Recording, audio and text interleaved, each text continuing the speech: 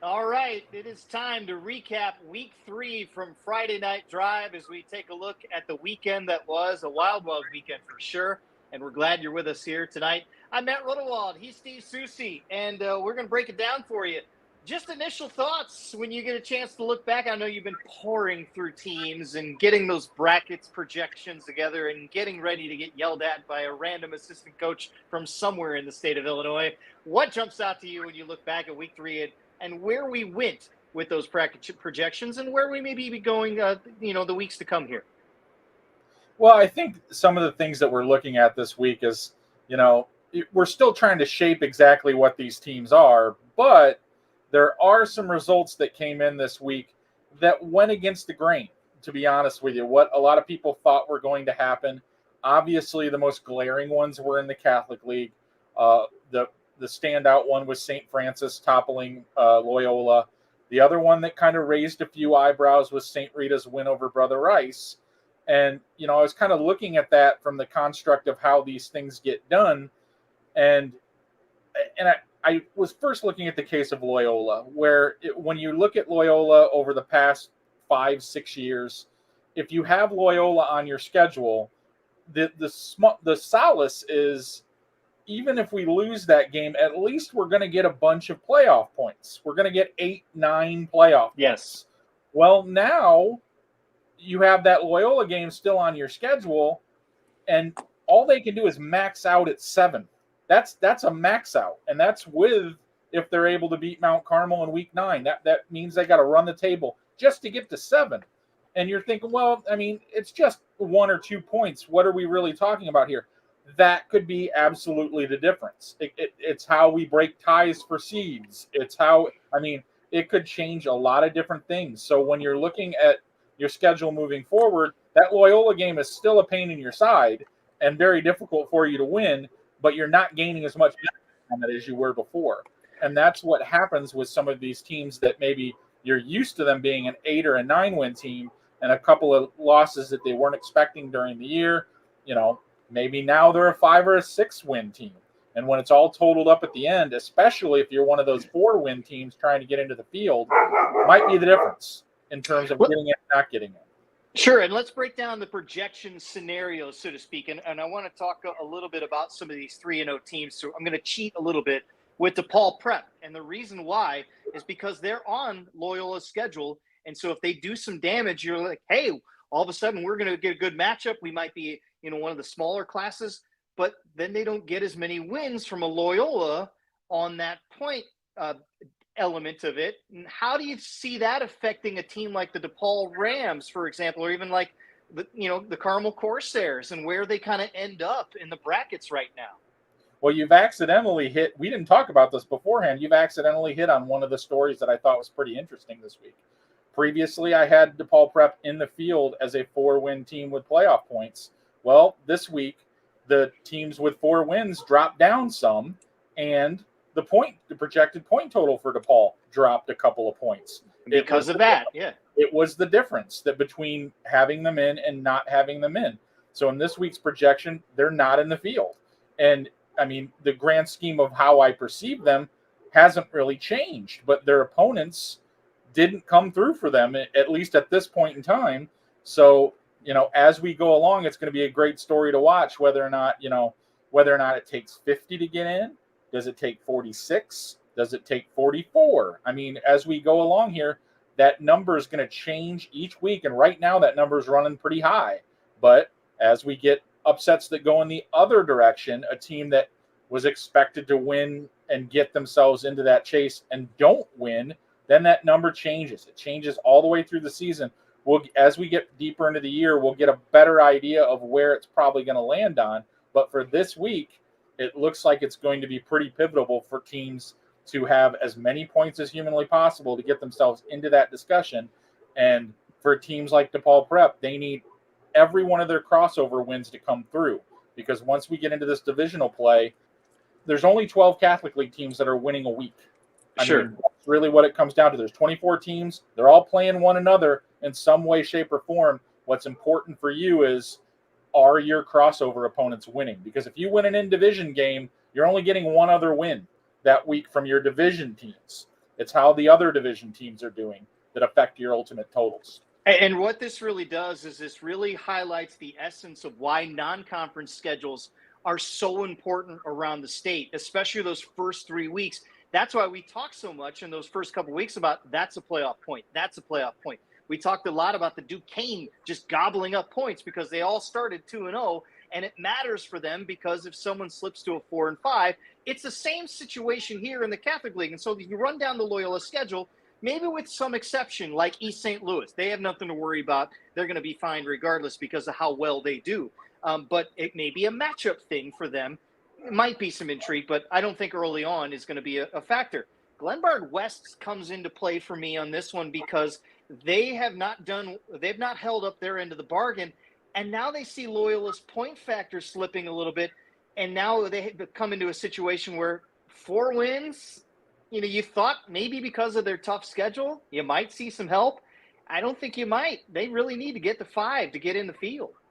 Well, so far they're still good, but that, right, like you said, it's one of those situations where we could basically get into, it could mean the difference between 1 point here, 1 point there, but that's like you said about the right. Well, that's where it becomes pretty important because basically, if Glenbard West wins a game in their league, the most that they're going to get from their conference opponents on an average week is going to be 3. So the key, if they win, they get 3. If they lose, they get 4. And then you have to go to your non-conference games. So what you need to be a dominant playoff point team is you need to be picking up 5 points a week. And how you do that is play a non-conference schedule where both of your non-conference opponents won. So right. For Glenbard West, they did that correctly. They've got Batavia, they've got Loyola. They lost those games, but the odds are pretty good on most weeks. They're going to get 2 points from their non-conference opponents.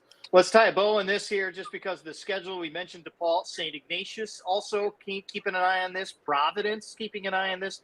Carmel and Mount Carmel as well. Again, this is not a playoff element. It's a matchup aspect, a seed aspect for a lot of those teams there. So something to keep an eye on there. And also, next week's opponent, suddenly this game becomes very, very interesting.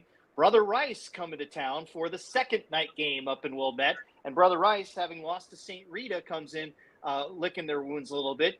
You got 2 teams that are not used to losing in the Catholic Blue, and here they are playing a hugely important game in week 4. Yeah, I wouldn't have bet heading into the season that we'd see a pair of 1 and 2 teams playing in this game. It just would not have seemed like a logical situation to be looking at here. But now, coming out of this, one of them is going to have 3 losses and 5 games to play.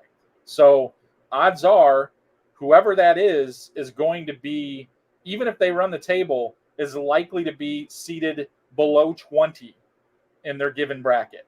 So think about that for a minute.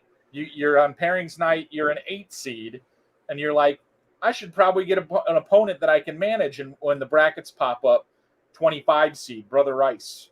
I mean, how you feeling then? I mean, that's the reality of the situation right there, is that as these teams pick up these losses, the logical justification is 8-win team, probably going to end up around an 8 seed.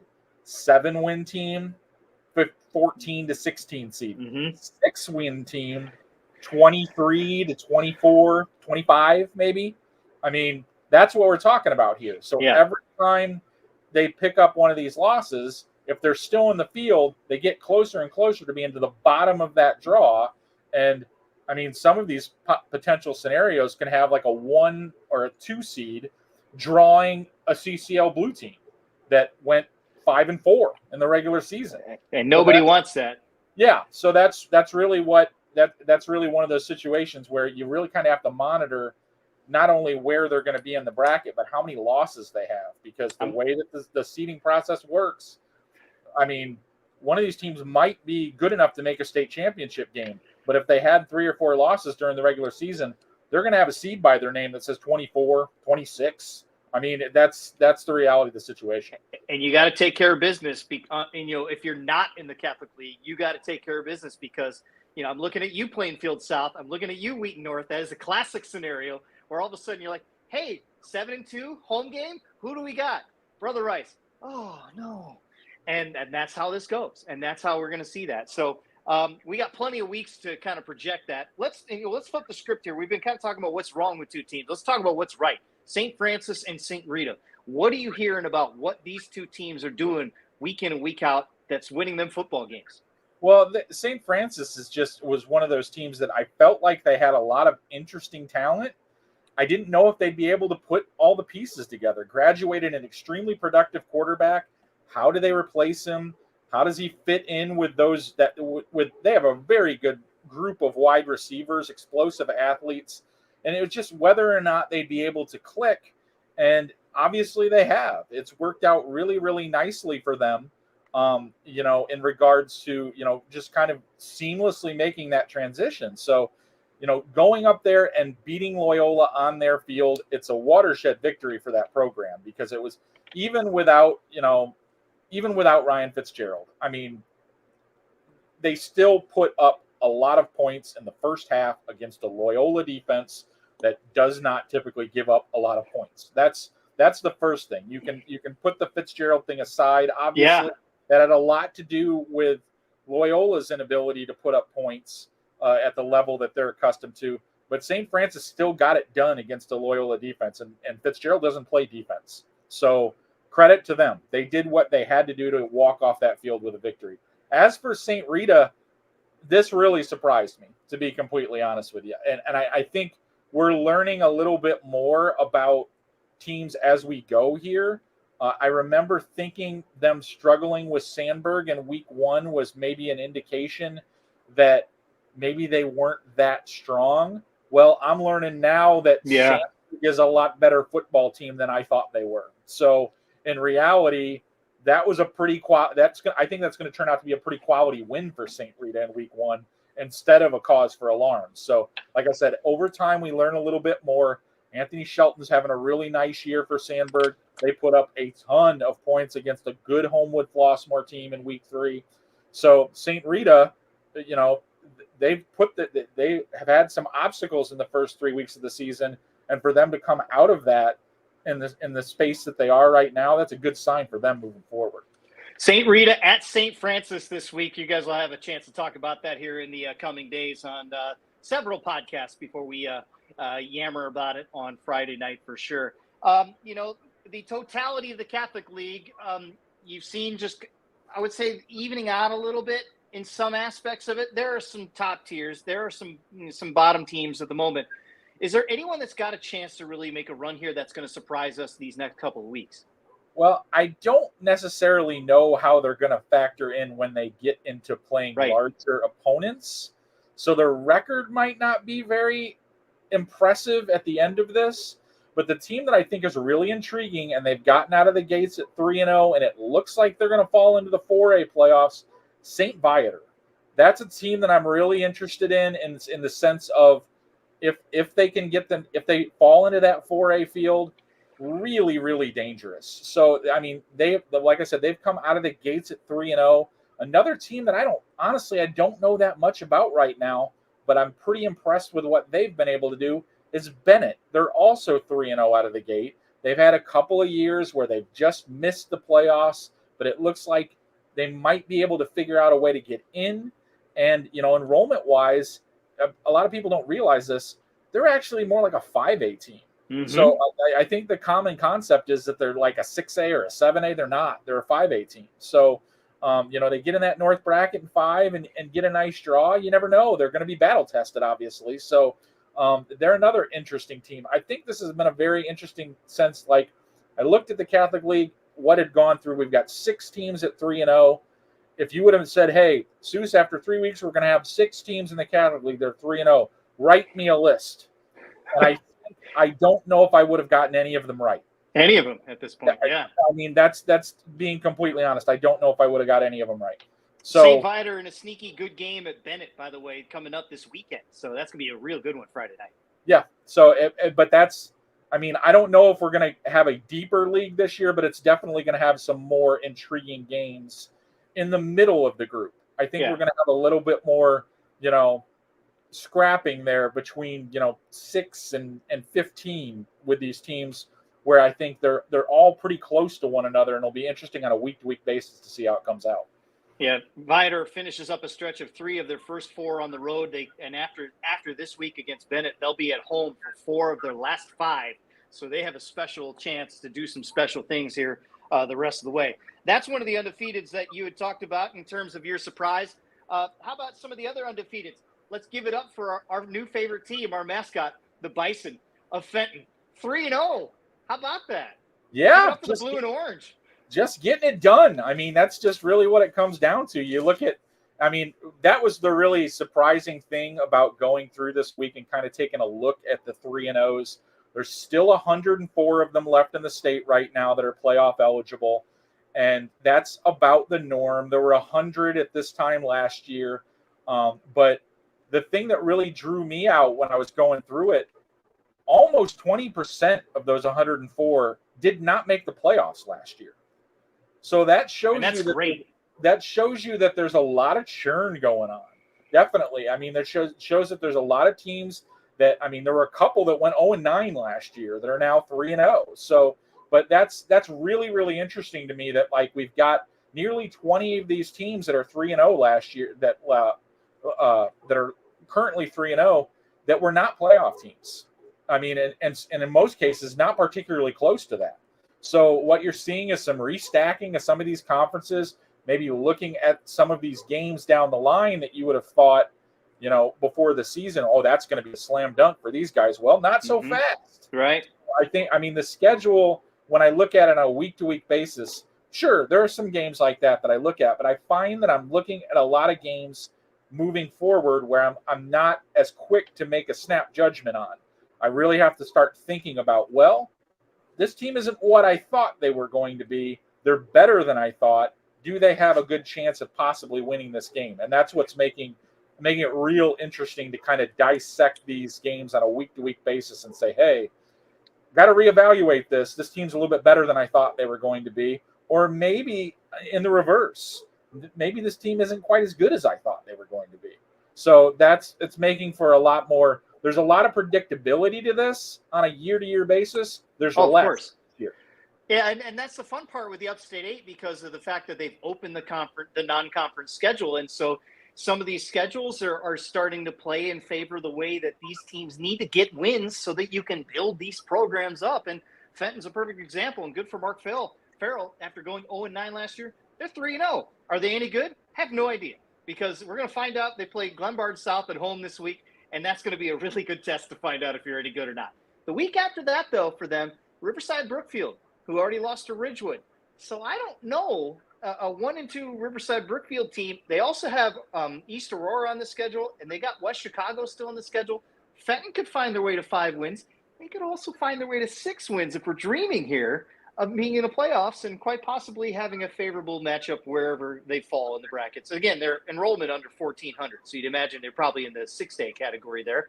But hey, to play a playoff game, it's a big deal for a school like that. That's a big thing. Yeah, and it's one of those things. We've talked about this a lot. Momentum's a funny thing, and they've got a lot of it. I mean, I'm not saying that they're gonna go capture win number 4 this week. I think that might be a tough hill to climb, but they'll at least go in with the ability of knowing, hey, we've got some wins behind us, and one bad thing isn't going to send them into a spiral. Like that's, and sometimes that's half the battle in these types of situations. Going into a game knowing that we've done this before. We might not get one tonight, but we're not going to let it crush us and send us down, you know, where we're stringing together a bunch of losses instead of wins. So it's a great thing for them. You know, moving forward, we'll see what happens, but obviously 3-0, a lot better 0-3. Yeah, and in that conference, let's give some credit to the Ridgewood Rebels, who are also 3-0 at this point. Good start for them, and you know they have Fenton on their schedule week 8. Suddenly circle that one there, but they got Elmwood Park too. They might find themselves in the postseason. They were in the playoffs last year in 4A. It'd be nice to see if they could start to keep that consistent. That I will tell, as someone who's played a game at Ridgewood, that's not an easy place to play. That's not a place that you want to go and kind of lollygag around, because all of a sudden you're going to find yourself in some big trouble. Before we go up north, I want to come by your neck of the woods, Manteno 3-0. Let's talk about Manteno's start to the season. What's been good for them? What are you hearing about what's going on with the Manteno program? Well, they've been a little bit of a surprise. I mean, this is a program that, you know, in the early, you know, 2010, 2000, all the way through, practically 2020, was in the playoffs every year. And it was just kind of that they'd be right kind of in that mix in the upper tier in what was then the Interstate 8. But they've kind of fallen off after the last couple of years. But they've had a couple of good pieces. They just were unable to kind of put the whole puzzle together. And it really looks like they have this year. I mean, a dominating performance in week 3 and beating Herscher gets them to 3-0. I'm not sure if they're quite at the level of the upper tier of that conference, right, but they're closer to it than they've been in a while. So, I mean, that gives them an opportunity. It'll be fun to down the line. They've got Piatone. That's an interesting rival. They actually used to be co-op partners before Mantino broke off and formed their own program. So they're literally 5 miles apart on Interstate 57. Right. So that's a fierce rivalry between those two schools, and that will be a good measuring stick for how far Mantino has come. I doubt they have the firepower to get at the top 2 there, Wilmington and Coal City. But for them, even this stride to this point has been pretty substantial. And you would think the next 2 weeks of Streeter and Lyle, they'd get themselves to 5-0 and get themselves in position to say, all right, now we can test ourselves the rest of the way with Wilmington and Coal City. Mantino have both of them week 8 and week 9. That does you no favors. But, hey, you're going to be ready for postseason football at that point. And say you drop those 2, not a big deal to go on the road wherever you end up in the postseason. And Piatone, 3-0 start as well. They finish in the reverse. They have Wilmington and Coal City these next 2 weeks. And then they get a little healthy towards the end of the season. So we're going to find out how good the Blue Devils are for sure in these next couple of weeks, as they have split those 2. And both of those teams have one at home and the other on the road. So it's not like they're going to both of those places. So that works out really well. Up north, it's a mess in the Kishwaukee River Conference right now. We watched Richmond Burton go down, Johnsburg get a win over those guys for the first time in 7 years or so. But it's Woodstock North that comes through unscathed at 3-0. How about that? Yeah, Woodstock North is just putting up points in bunches. They're top 10 in the state right now in offensive points scored, which is something that I wouldn't have bet on from the Thunder. But, the level of competition hasn't been all that great so far, to be honest. But you got to beat who's put in front of you. So that's going to be something moving forward that we have to consider. But like you said, it's chaotic in that league. If you come in there with some confidence in the opponents that you have to play, you can potentially get yourself on a nice little run here and maybe lock up that 5-win level pretty quick, to be completely honest with you. But it is going to be a league where every week we could see some rogue results, some results that we're not expecting. And what we could end up with in that league is a whole bunch of teams that end up the season at 5-4, 4-5. Like that literally could be something that could end up being an option. I just thought it was interesting with Woodstock North putting up 60 burgers their first 2 weeks and then having to win a tight game against Marengo. So they've had the ability to score. They've had themselves in pressure situations. And all of a sudden the Thunder here, they go on the road to Plano this week, who's down after getting smoked by Sandwich in the War on 34. But then they have that Johnsburg game, and Johnsburg and the Skyhawks riding high. They will go to Woodstock to face off against Woodstock North. So the schedule is working out, and the productivity is actually putting themselves in position to make that playoff run. The interesting thing about them when I look at their schedule is that for a while the Woodstock North game has been delegated to, it's just a rivalry game between those two schools. They're not in the playoff mix.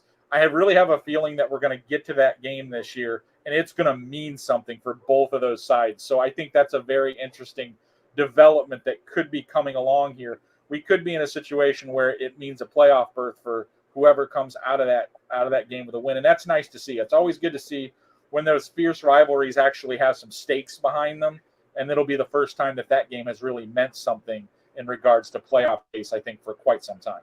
Yeah, let's not forget the history of Woodstock football, whether it's the Blue Streaks or even Marion Central. When it comes down to it, Woodstock football is a big deal up there. That whole community embraces it. So when it's frustrating that the Blue Streaks and the Thunder are down, when you get them both in the mix and all of a sudden week 9 means something, that town, you just shut the lights off, because everybody's going to be over at Woodstock at the old school. to facilitate that rivalry game. It should be fun on Friday on week 9. So when we get to that, meanwhile, as you mentioned, Woodstock themselves, they got tripped up in week 1 to Rochelle, who apparently is really good. So no surprise there. But they've recovered nicely with 2 wins. Last week, a tight one against our favorite Harvard Hornets. But again, it just shows that the depth of that conference, it might be just so even itself that if you can sneak a lot of playoff teams in wherever they fall, a couple of them might get out of round 1. Yeah, it could conceivably be that way. I really do think it's going to be one of those situations where we get to week 7 and the top of the conference has got maybe a 5-2, 3-4-3s, mm-hmm.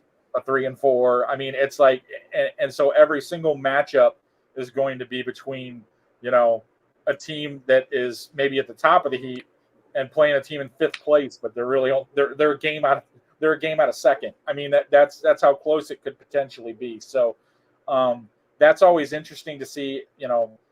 Is it isolated to the conference, or are they all good teams? And if they manage to get 4 or 5 bids, will they go in and do some damage, or was it just we were just kind of trapped in our own environment there, and we were we were beating each other up all year long, but can't answer the bell when it comes time to win playoff games. So always interesting to look at it when leagues like that are developing.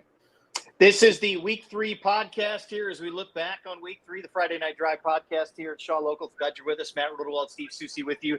Want to switch over a little bit to, Rochelle. We mentioned them just a second ago, the Rochelle Hubs. Is that the most impressive win in the Interstate 8 this past week? Because there are a lot of good ones. Sycamore, I was very impressed with how Canelan took care of DeKalb. And LaSalle Peru had a nice win against Ottawa in that rivalry game.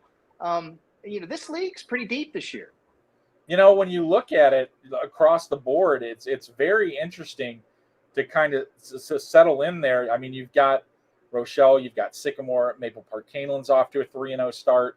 Morris is 2-1, but I mean, it's not exactly an offensive loss that they took last week to Peoria. So, I mean, and that they're still the kings of that group until proven otherwise.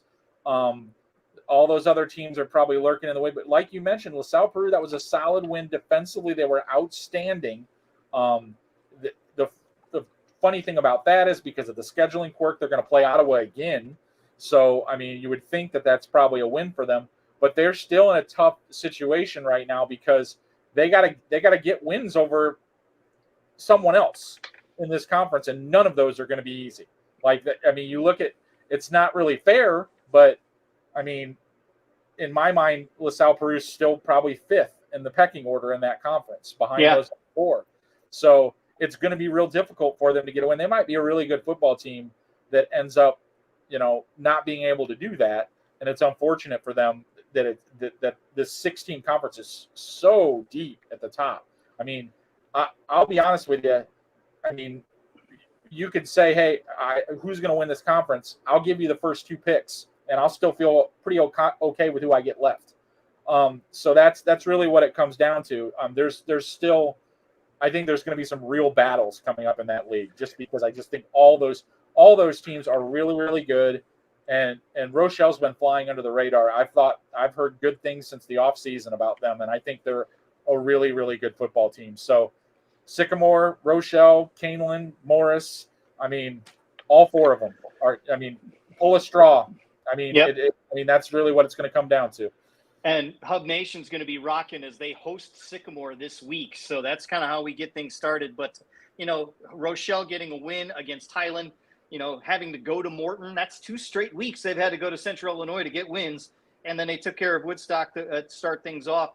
For Canelan, they'll get Ottawa next week on the road, and then they have Morris, Sycamore, and Rochelle in 3 straight weeks before they lighten up with a good LaSalle Peru team, and then having to go to Althoff in Week 9 for that non-conference. So that Week 9 game is going to be fascinating for that league, and I think the fact that Plano and Sandwich departed opens the door for a collection of playoff points that these schools may not have had, and so maybe some seeding and matchup favoritism that helps them when they get into the postseason too. Yeah, that's an interesting point. I mean, with Kalen playing Althoff, and Morris is actually going to Michigan to play a team that's ranked, I believe, in the top 25 in that state. So, I mean, that's playoff points. I think they're probably gonna get a minimum of 7 points from that team. So you just kind of look around at it, and it's just every one of their teams is playing an interesting team in week 9. Cahokia might be a little bit down this year in comparison. That's who Sycamore has, but all of them are going to get some benefit from playing those games. So currently, on top of that, Rochelle actually doesn't have a week 9 game. Their Missouri opponent said, I don't know why, but they said no thanks. We're not going to play you guys. So Rochelle actually is in line for a forfeit victory in week 9 currently. Somebody go play Rochelle. I mean, yeah. Honestly, I'd love to see somebody go try and get them at least in week 9, because I want to know how good this team is and give them 9 full games. Although with that being said, to the ability to get healthy and then have the selection show the next night is something I'm sure that whole town will be fine with in some respects. Speaking of a bruising conference, we haven't really touched on Duquesne Conference yet here. Folks in my part, they've already circled October 4th. But, St. Charles North, I saw them in person. When you get away from the Geneva-Batavia conversation, that's a good football team. And Wheaton North had everything go wrong. They're a good team, but they just had a nightmare night, and I think they're going to be fine. What say you in terms of the pecking order of the Duquesne right now? And the 2 Wheaton schools, where are they? It's hard to read where they are at this point. I think that both of them are, a step behind that big 3. And we've talked about this before, as we've gone along. I really think that week 6 game, where they're at Wheaton Warrenville South, at Wheaton North, I think that's going to be extremely pivotal for both of those programs in terms of getting in, because, with Wheaton Warrenville already having 2 losses, granted, one of those losses is to Geneva, so they've got that game out of the way, but they still have to deal with, St. Charles North, Batavia. Potentially, if they were to lose both of those games, that's 4 losses right there. They're already there, and then they've got that game with Wheaton North. So, either they're going to have to get that game, or they're going to have to beat one of Batavia or St. Charles North to stay out of the 4-win pile. So that's a tough road. That's a tough road to try to navigate, to be completely honest with you. And Wheaton North, they gained themselves a little bit of, leverage in this discussion, particularly with that Lockport win. That was a game that they kind of pulled out of the fire. Hearing some accounts of it after the fact, I don't want to say they got a little lucky. They earned it, but that game could have easily gone another way, because I was actually talking with a friend of mine who's associated with the Lockport program, and he was like, that one's going to haunt us, because I was talking to him. He was like, what do you think? I mean, if we end up being 4-5, do you think we'll get in? And I'm like, well, I don't know, but he's like, yeah, that Wheaton North loss is gonna haunt us. So it's just like, those are the games that, like, when you look back at it, if you got to win in one of those games, I have a feeling they're just going to have so much more weight than they usually do. You're just going to look back at it and say, we got to 5 because of that game. And we said it at the time, because Wheaton North had 2 games in a row where they won late, and 2 plays away from being 0-2. And honestly, now you look at them, they could be 0-3 at this point. Yep. And so it's going to be, and it doesn't get any easier. They got Batavia and Geneva still on the schedule, with Wheaton South kind of mixed in there in a rivalry game. So there's going to be a lot of work for the Falcons to do. But it was fascinating watching them react on the sideline. And tailbacks banged up a little bit too, and you could see the frustration, trying to go on the road. But I saw the look in their eyes of, this is how hard this conference is. You got to come here on the road and try and win, and it's not easy to do. And so there's going to be some fascinating conversations going on in Wheaton this week for Wheaton North and that program. Real quick, before we wrap things up here, I want to go downstate. Is there anything downstate that jumped out? For me, it's the Big 12, because, Normal and Kankakee could be fascinating this week. But that whole conference, with what Peoria did to get a win on the road, escaping at Morris, that's going to be a fun league. And, Bloomington and the Raiders are 3-0. Yeah, Bloomington's off to a really nice start. I mean, it's one of those situations where they've done what they've had to do. That conference has been kind of difficult to read. I think Peoria Notre Dame is actually a little bit better than people really kind of. I mean, they fought Peoria tooth and nail early in the season, and the interesting thing about them is, I mean, you think Big 12, you're thinking in your mind, hey, that's a 5A, 6A conference. Peoria Notre Dame might be a 3A school. And with that kind of, training ground, if they get into the playoffs or in a 3A school, I mean, that's close to being the equivalent of what happens with like a Montini. That's a Montini situation. They get into the playoffs, the 3A school. It's an IC Catholic. Yep. They're completely battle tested. But yeah, if Peoria Notre Dame slides down into that 3A grouping after fighting those battles in the Big 12 with Normal West and Peoria and Normal Community, it's going to be hard to find another 3A school other than Montini, like we mentioned, that has seen what that team has seen to prep them for the playoffs. So it's real interesting. The other conference right now that I'm finding kind of fascinating to try to figure out is the Mid-Illini. It's been very strange so far, and you could have made a lot of money on me betting this particular bet with me at the beginning of the season. There'll be one team left in the Mid-Illini at the end of 3 weeks that is undefeated. And if you would have told me that team was going to be East Peoria, you could have taken a lot of money off me. That's really what it really comes down to. So that's a fascinating conference. I mean, to look at right now, Pekin, Metamora, Washington's already got 2 losses. Dunlap losing that 1-point game to Pekin last week. It feels like it's just going to be kind of chaotic, but once again, East Peoria being the breakout team right now in that group, it's going to be interesting to see how they match up with some of the titans of that league over the next couple of weeks. I love wild nuggets and tidbits. So what else is jumping out at you aside from those 2 conferences downstate or just even around the state? I enjoyed watching Minooka put 70 on the board. I was like, oh, okay. I didn't know the Indians could do that. That caught my eye. I wonder, did they have an expansive light show at Minooka when they score touchdowns? I don't know if they do or not. I've seen those a few times, and it's like, no, they do. I know that they do. Oh, they do. So, okay, yeah. Yeah, there's no question about that. They definitely have one. So I'm just curious to know that. I mean, but unfortunately for them, they weren't at home. So is that? Yeah. So but I was just like, well, I just was checking to see if that game was. I couldn't remember. I just checked to see, but the game was at Joliet Central. So I was going to wonder if the light board operator was tired after that. My goodness. I was going to say, if they have to do that at home, make sure the athletic director checks the stipend rate to make sure that it doesn't, it's a certain rate. Look, this is a flat rate here. Just because you hit the button 9 times, 10 times for touchdowns doesn't mean I'm going to pay you more than that $65 stipend that I'm going to give you. Teacher hanging out for the varsity football game that night. I love this one that Drake Landsman picked up here. It was we were watching the Oregon Genoa Kingston game, right? It was a low scoring slugfest, and Oregon got a 3-0 win over GK. Now it's okay, low scoring game. Apparently he dug it up. Sam Ramirez figured this out that's the first time Oregon's won a game that was 3-0 in their history dating back to 1930. So I will stew on facts the whole time as much as I can. Stuff like that always fascinates me. Cole City had a sophomore quarterback. LaSalle Peru had a freshman quarterback. The fact that you see young quarterbacks is not surprising, but to see that young and that high a class is something that's what surprised me there. That's something you've seen maybe 1A, 2A because they're out of bodies. Yeah, no, it's definitely a lot of people have talked about how this might be one of the better years that we've had in Illinois for the quarterback class in general.